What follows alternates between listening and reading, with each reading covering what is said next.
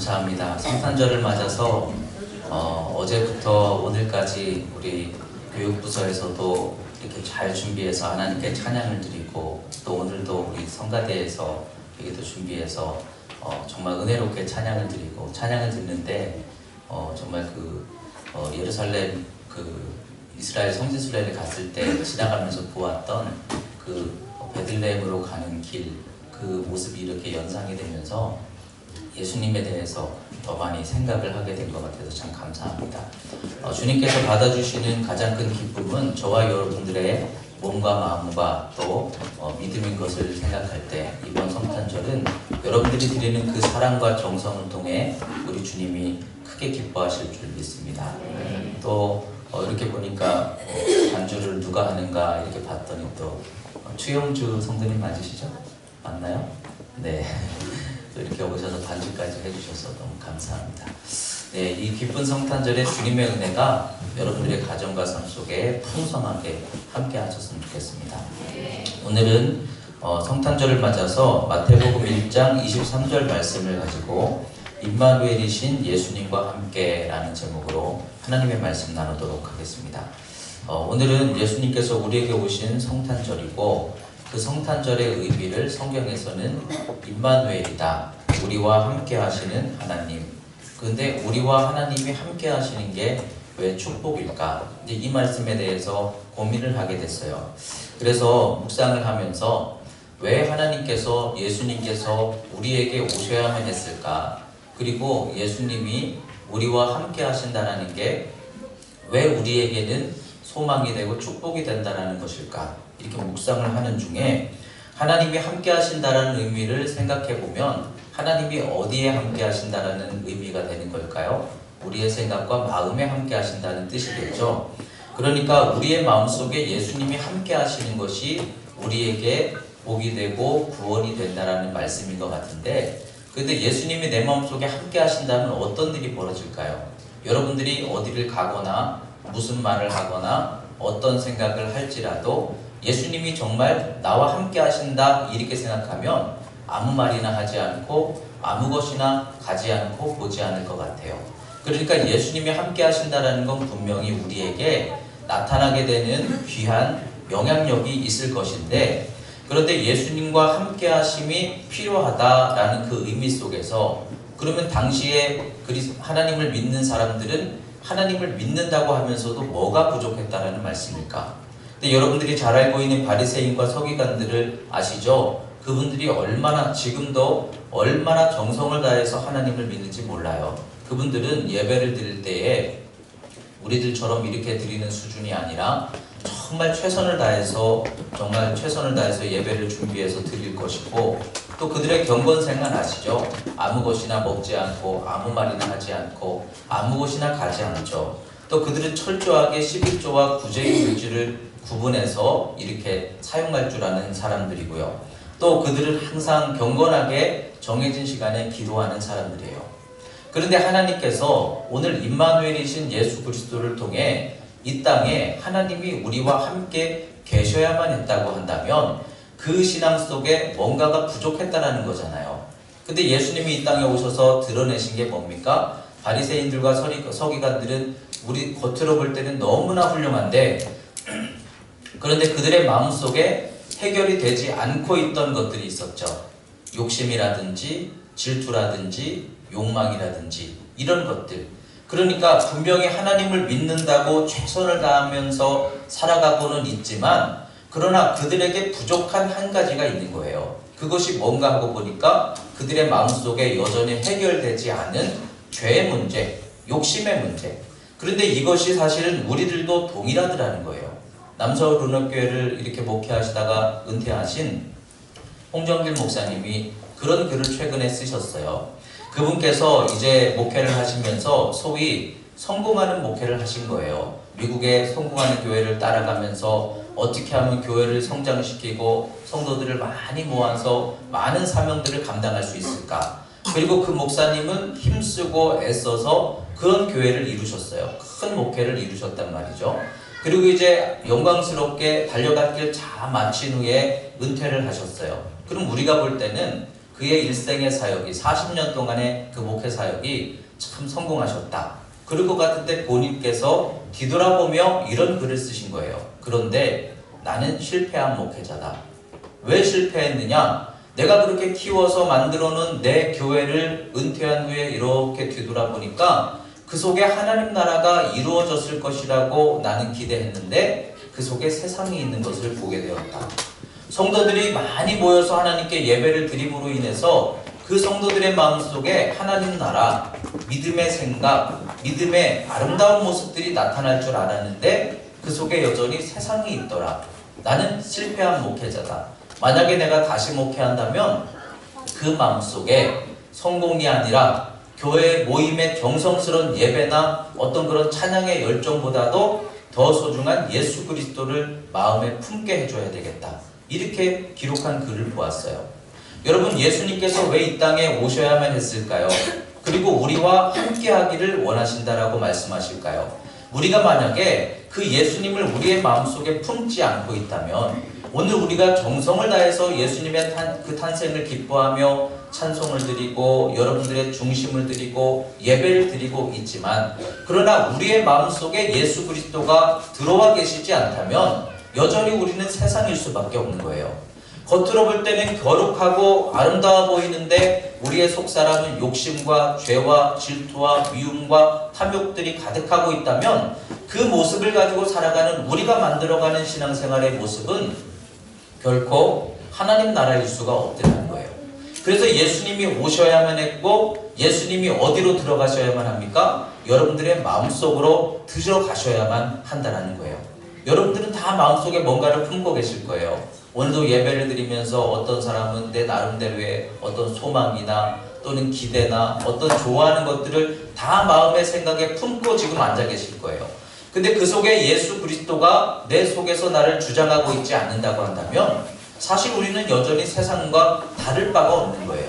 왜 요즘 이 시대에 교회가 손가락질을 받습니까? 경건함이 부족합니까? 구제가 부족합니까? 우리가 힘쓰고 애쓰는 사역이 부족합니까?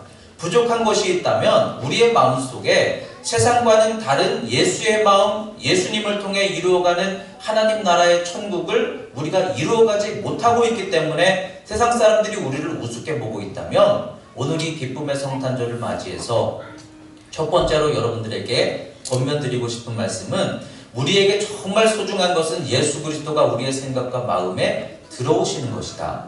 그래서 세상과는 다른 가치관으로 사랑하고 섬기고 인내하며 세상과는 다른 말과 삶을 살아갈 수 있을 때 그것이 진정한 신앙이고 능력이 되는 줄 믿습니다. 그래서 우리는 많이 모이는 교회가 아니라 많이 모이지 않더라도 우리의 마음속에 예수님이 있어서 이곳이 천국이 되고 하나님 나라를 이루어갈 수 있는 그런 은혜롭고 복된 여러분들의 믿음과 삶이 될 수 있다면 우리는 이 땅에 오신 예수 그리스도를 통해 우리가 이루어가야 할 구원과 축복을 얻은 성도들이 될 줄 믿습니다.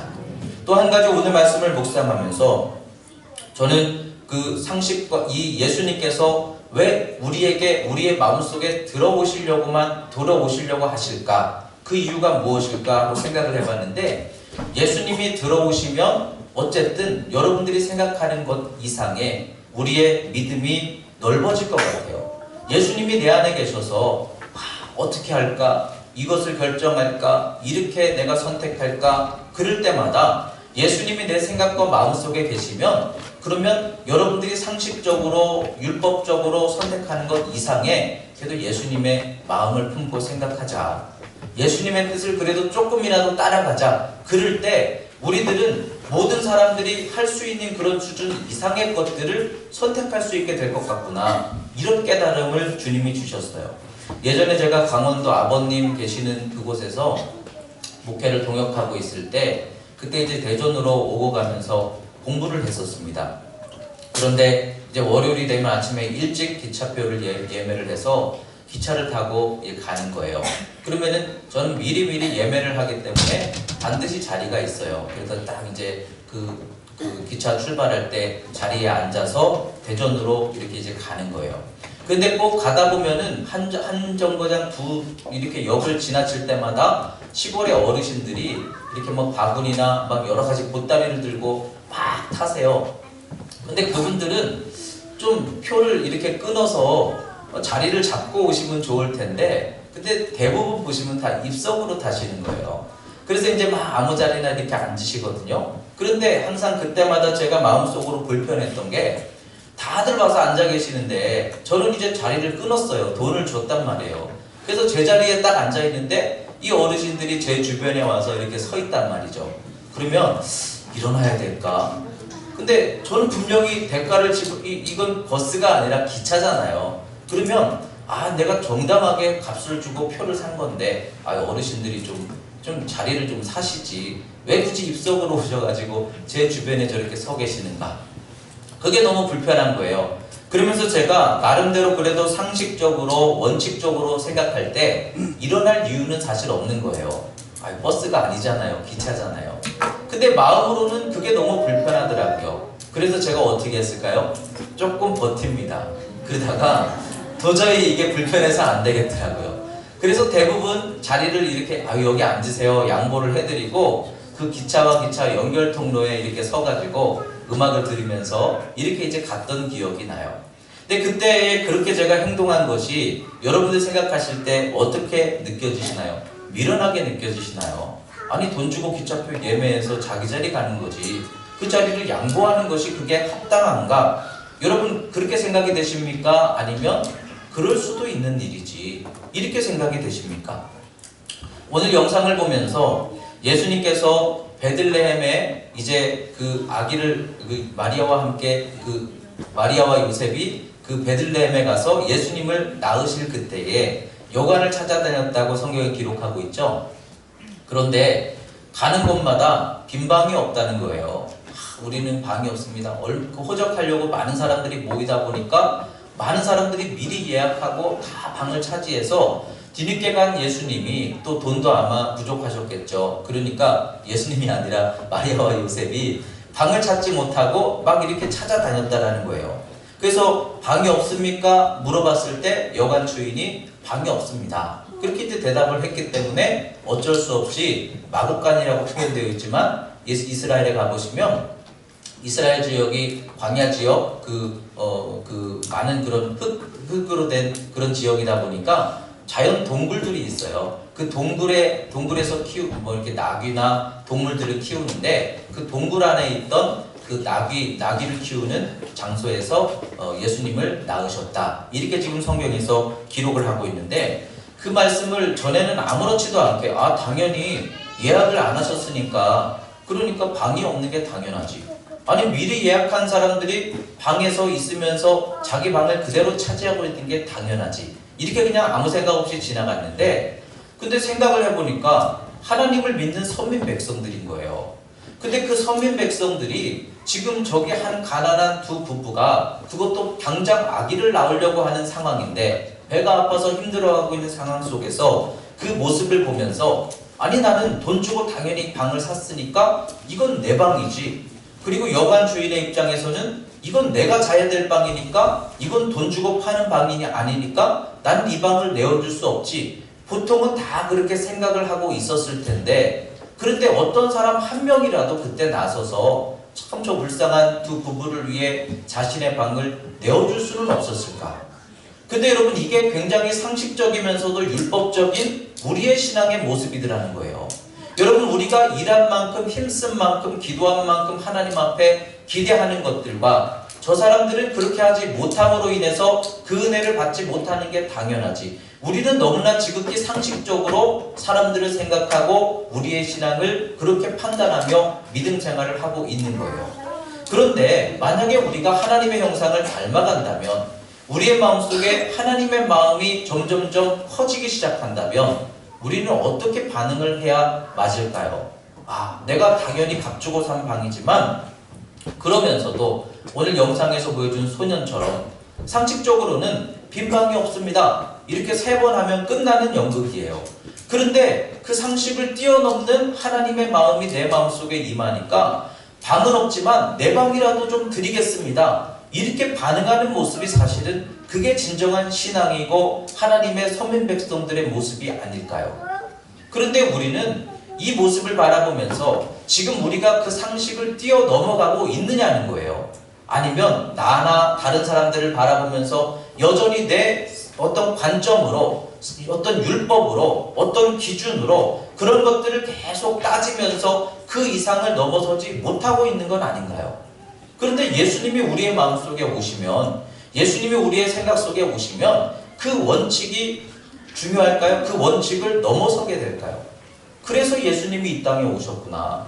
우리의 마음속에 찾아오셔서 우리가 살아가면서 우리가 할 수 있는 그 수준의 이상의 것들을 더 하나님의 형상을 회복하고 하나님의 기쁨을 향해 나아갈 수 있도록 우리를 인도하시기 위해서, 우리를 더 진정한 하나님의 기쁨으로 구원하시기 위해서, 그 예수님이 오시지 않았다면, 성령의 은혜가 우리에게 주어지지 않았다면 우리는 지금 똑같이 바리새인들과 서기관들과 다를 것 없이 나는 성경을 읽으니까, 나는 정성을 다해 예배를 드렸으니까, 나는 하나님 앞에 이런 헌신을 드렸으니까 그에 걸맞는 신앙으로 응답을 받겠지, 그런 수준에 똑같이 얽매여 있었을 거예요. 그러나 우리는 그 수준을 뛰어넘는 예수 그리스도를 믿는 성도들이에요. 예수를 믿는 성도들은 우리가 감당할 수 없는 것들도 십자가를 지는 믿음으로, 예수님이 이 땅에 오신 것 자체가 이미 기적 아닙니까? 하나님이 사람이 되어 오시다니. 그리고 핍박하는 자, 대적한 자, 멸시하고 돌아선 우리들을 위해서 십자가를 대신 지시다니. 주님의 사랑은 이미 상식을 뛰어넘었어요. 원칙과 기준을 넘어서셨어요. 자기를 핍박하는 자들을 위해 기도하셨어요. 그렇다고 한다면 우리가 오늘 이 성탄절에 임마누엘 우리와 함께 하시는 그 하나님의 의미가 무엇일까? 우리가 생각하는 기준을 뛰어넘을 수 있도록 하시는 그 예수님의 사랑과 믿음을 우리가 채울 때 여러분들의 믿음의 수준이 점점 우리의 상식의 한계를 넘어갈수록, 그래서 사랑할 수 없는 사람을 사랑할수록, 용서할 수 없는 사람을 위해 기도할수록, 베풀 수 없는 상황에서 베풀수록, 인내하고 희생할수록, 그렇게 나를 부인하며 십자가를 지어가면 갈수록 우리는 진짜 하나님 나라 구원의 역사를 이루어가게 될 줄 믿습니다. 그 은혜를 주시기 위해 주님이 이 땅에 오셔서 지금 저와 여러분들과 함께하길 원하십니다. 빈 방이 없으니까 문을 두드리시는 거예요. 여러분들의 마음을 열어드리시기 바랍니다. 내 속에 있는 주인된 것들을 다 내어놓고 주님을 자꾸 모셔드릴 때 우리는 우리의 삶 속에 더 아름답고 복된 역사들을 이루어가게 될 줄 믿습니다. 그러한 은혜 가운데 더 행복하고 더 은혜로운 가정과 삶의 기쁨이 소망이 가득한 그런 축복의 성탄절이 다 되시기를 주님의 이름으로 축원드립니다.